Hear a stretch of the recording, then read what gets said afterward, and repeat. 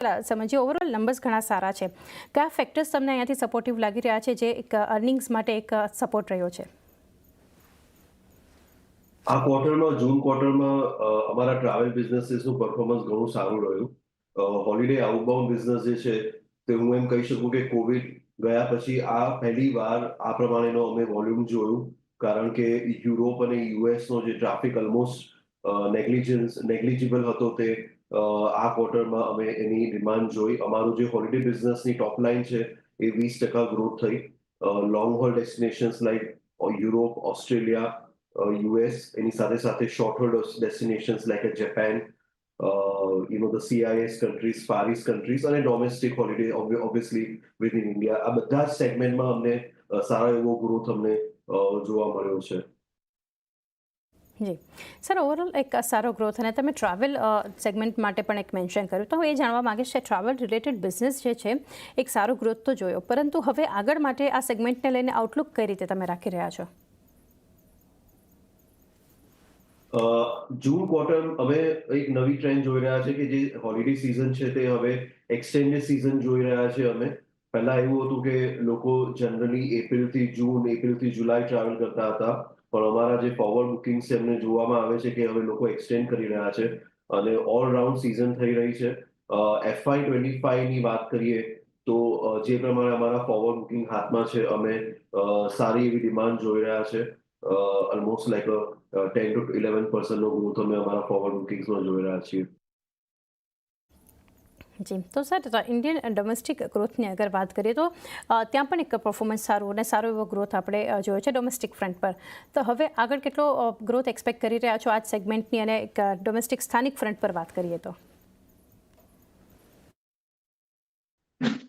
Domestic tourism ઉપર જે ગવર્મેન્ટનો focus છે, અને ખાસ કરીને અમે જે સેગમેન્ટ જોઈ રહ્યા છે સ્પિરિચ્યુઅલ ટુરિઝમ જે છે ડોમેસ્ટિકમાં, જેવી રીતે ચારધામ યાત્રા છે, આદિ કૈલાશનું જે હેલિકોપ્ટર દર્શન છે તે, અયોધ્યા, પ્રયાગરાજ, વારાણસી સર્કિટ છે તે, અને જે ટ્રેડિશનલી હોટ ફેવરેટ સેક્ટર્સ રહ્યા છે જેવી રીતે કે કાશ્મીર છે, કેરેલામાં બીકોઝ ઓફ ફ્લડ ઓબ્વિયસલી થોડો બિઝનેસ અફેક્ટ થયો હતો, પણ જે ટ્રેડિશનલ સેક્ટર છે, નોર્થ ઇસ્ટ છે, કાશ્મીર છે, ગુજરાત છે, આ બધા સેક્ટર્સમાં અમે સારો એવો ગ્રોથ જોઈ રહ્યા છે. અને અમારો એક ફોકસ એરિયા છે સ્પિરિચ્યુઅલ ટુરિઝમ ઉપર.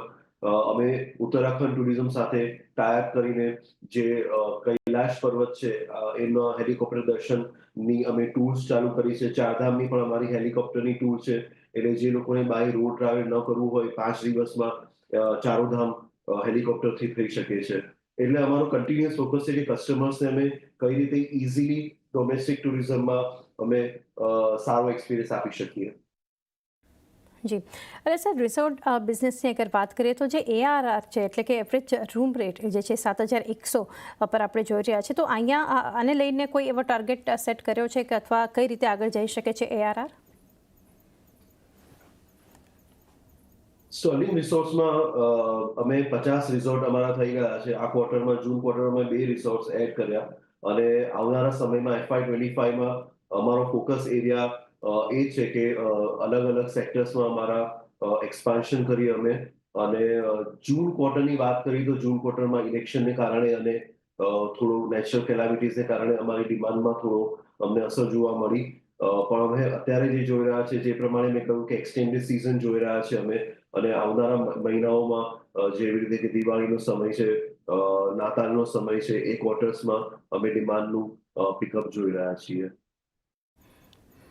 ઓકે, તો આ સિઝનમાં ખાસ એક ડિમાન્ડ પિકઅપની પણ એક આશા છે. ફોરેક્સને લઈને સર અપડેટ લઈએ, કઈ રીતે હવે આગળ તમે જોઈ રહ્યા છો, અને આના ફ્રન્ટ પર કોઈ ડિટેલ્સ કે કઈ રીતે અપડેટ શેર કરશો? Forex update.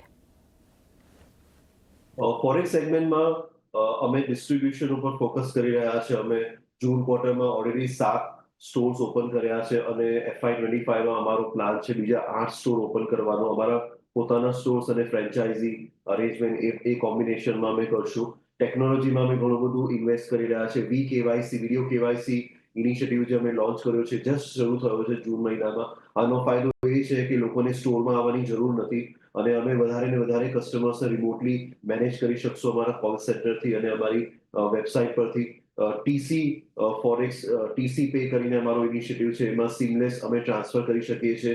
Customer overseas amount transfer કરી શકે છે.